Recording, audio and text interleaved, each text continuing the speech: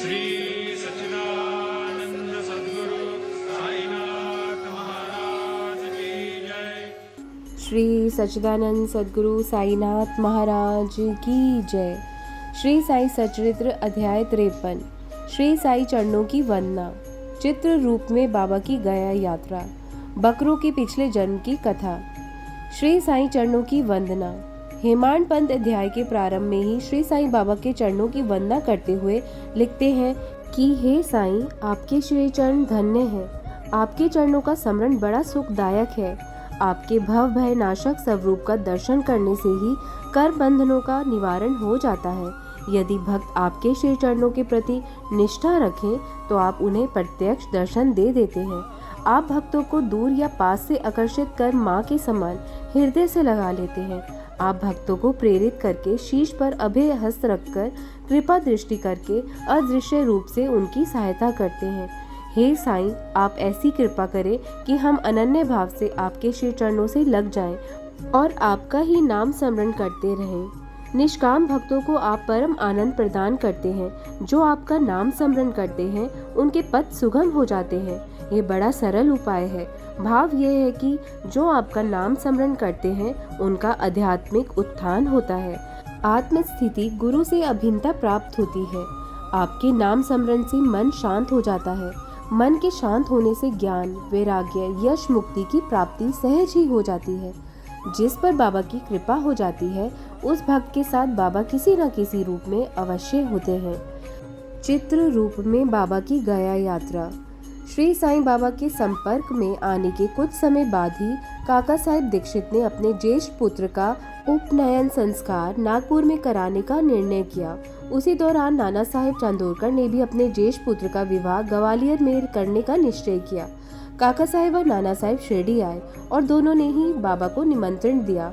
इस पर बाबा ने अपने प्रतिनिधि के रूप में श्यामा को ले जाने की बात कही, लेकिन जब उन्होंने बाबा से आग्रह किया कि बाबा आप स्वयं ही पधारें, तब बाबा बोले कि चिंता मत करो, बनारस और प्रयाग निकलने के बाद मैं श्यामा से पहले पहुंच जाऊंगा।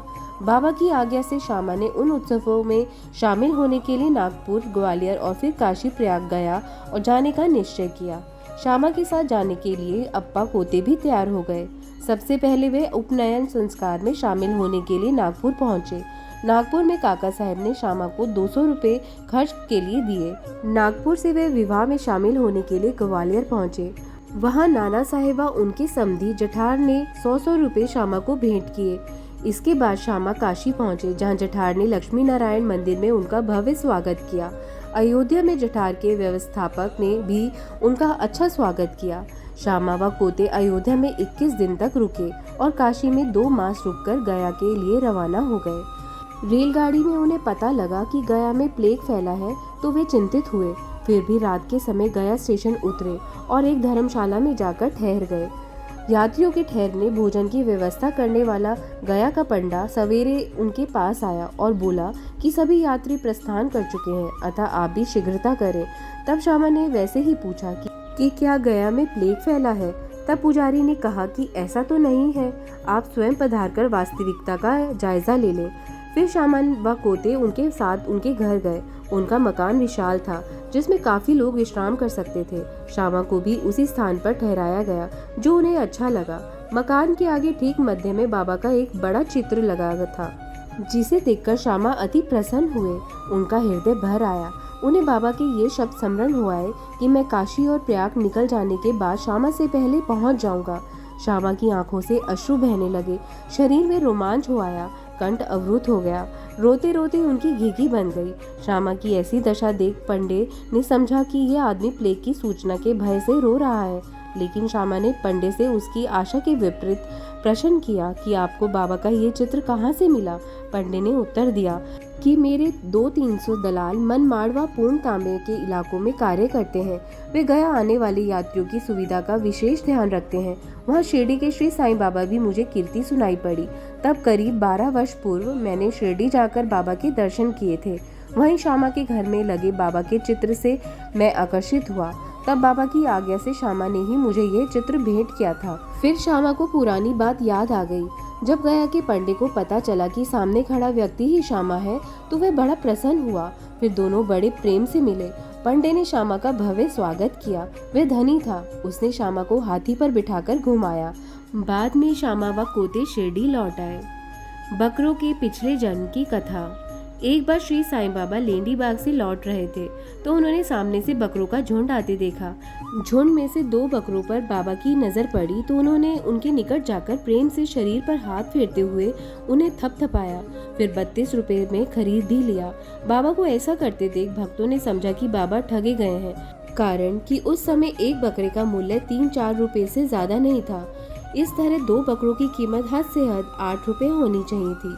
उन्होंने बाबा को काफी कोसा, लेकिन बाबा मौन रहे। जब श्यामा व तात्या ने पूछा कि आपने बकरे क्यों खरीदे तो बाबा बोले कि मेरे घर परिवार इसलिए तो है ही नहीं जिनके लिए मैं पैसा इकट्ठा करता फिरूं।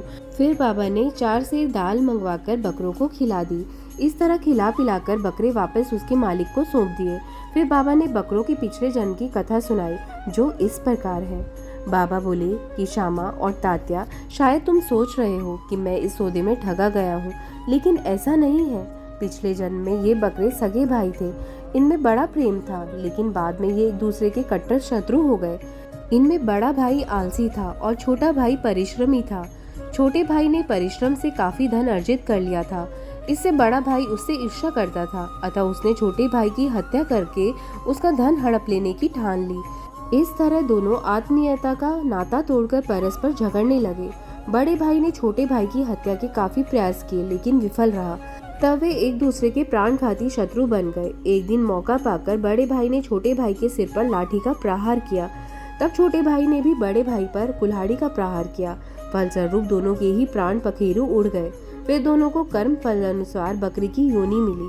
जैसे ही वे मेरे पास से गुजरे, मुझे उनका विगत जन्म याद आ गया और फिर दया आ गई। इसलिए मैंने कुछ खिला पिलाने व सुख देने का विचार किया और खरीद लिया। तुम लोगों को मेरी ये खरीदारी अच्छी नहीं लगी। यही कारण था कि मैंने बकरे उनके स्वामी को सौंप दिए। ओम साई नमो नमः। ओम साई राम। ओम साई राम। अब हम आगे अध्याय 54 का अध्ययन करेंगे। तब तक साईं स्मरण करते रहिए, अच्छे कार्य करिए, बाबा के बताए हुए मार्ग पर चलते रहिए, पशु पक्षी की मदद ज़रूर करिए और साथ ही हर महीने एक वृक्ष लगाने की कोशिश ज़रूर करिए। ओम साई राम। जय साई राम।